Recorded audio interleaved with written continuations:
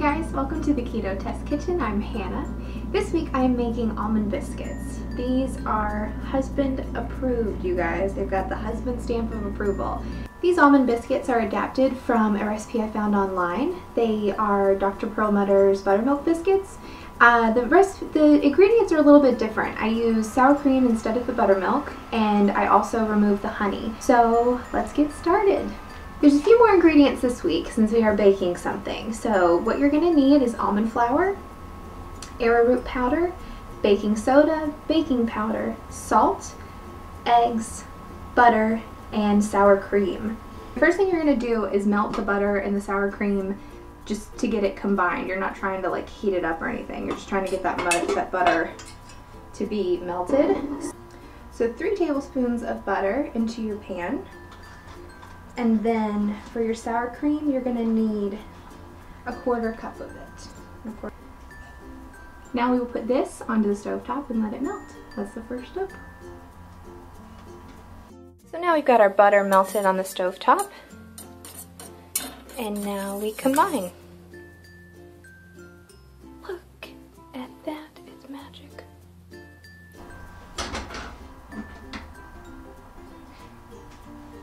Also preheat your oven, that's important. Preheat your oven to 350 degrees. I always thumbs up. I don't know why I'm obsessed with thumbs up when I do these videos. I don't think I do thumbs up in real life so much. I don't know. So in this bowl, just a normal size, good bowl, you're going to put 2½ cups of almond flour, a 1/2 teaspoon of baking soda, 1/2 teaspoon of sea salt, so a 1/4 teaspoon of baking powder. This stuff.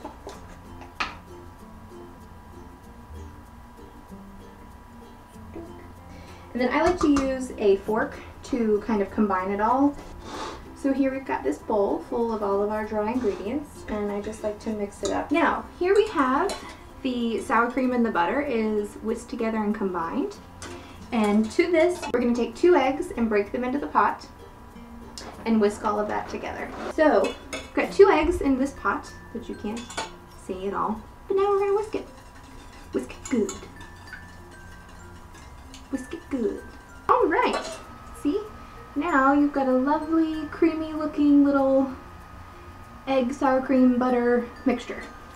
Our next step is to take this mixture that we just whisked together and pour it into the flour, or the almond flour, the baking soda, baking powder, salt, and I think that was it. So just dump it on in there.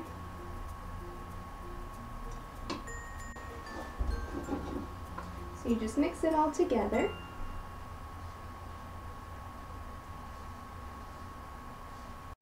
Okay, once everything is combined, then you're going to add your arrowroot powder. Okay, so I've got a 1/4 cup of arrowroot powder, and I'm going to dump it in here. We are going to take the bowl, let's see if I can do this, and you fold it over and to incorporate the powder. When I put these onto the baking sheet, I just use this spoon as kind of a measuring tool. I just fill up the spoon and try to keep them uniform and the same size on the pan, and you kind of form them with your hands to get the right shape that you want. They do rise, so they rise a little bit and they grow a little bit, and they make really nice alternatives to, I don't know how to compare it to, like, maybe cornbread is the closest way to compare it, because my almond flour is not ground very fine. It's still a little bit clumpy, so it's kind of a cornbread type of texture. Alright, so now I've got 6 of them on a pan on a parchment paper lined cookie sheet. So this will go into the oven for, I think 20 minutes total is what I use. You just got to be careful. After the first 10 minutes, that's when you want to brush them with the melted butter, and then let them continue to cook. And I usually just wait until they're a golden brown color, and then they're done. So I'm going to stick these into the oven and then start melting my butter for the buttery coat? A butter coat? No.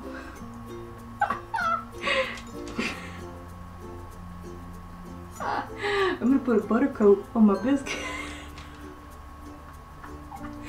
Oh my god.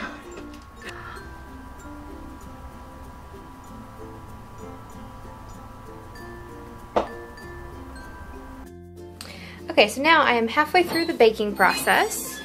So I'm gonna pull these out of the oven. See, they've grown a good bit. I'm going to spoon the melted butter onto the biscuits.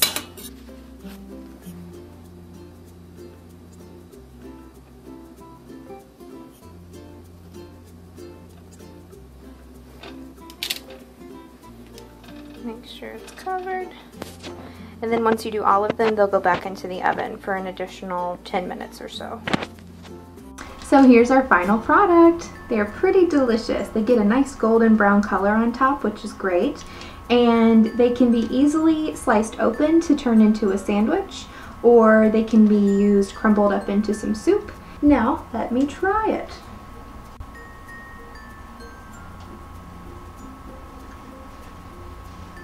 They're pretty tasty, you guys.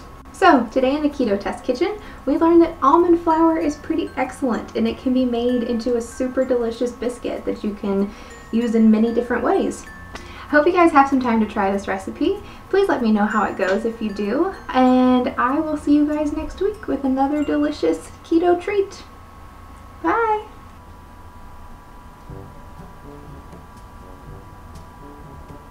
Look at the camera. Look at the camera, not your face. Camera, not your face.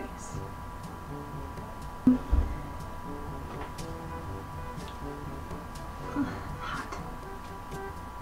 Sweaty. Only the most professional setup here on Keto Test Kitchen, for sure. First, I don't have my measuring cups with me. I have to go get them. Hold on, I'll be right back.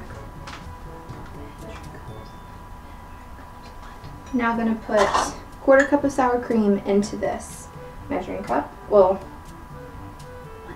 measure a 1/4 cup of sour cream and put it into the pot. That's what I'm doing. What's my hair look like? It's kind of a mess. I'm getting a haircut tomorrow. I'm so excited because this is not working for me. No.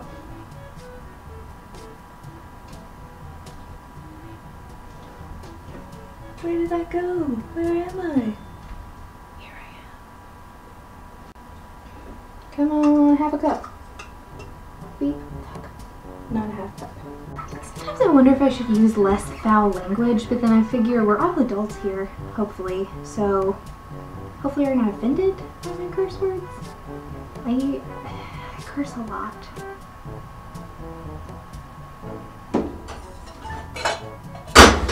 Motherfucker. Start over. Okay, I missed the sandwich. That's the thing about going keto, is you're like, oh my gosh, bread. I'm gonna miss bread. But then once you do it for long enough, you don't miss the bread.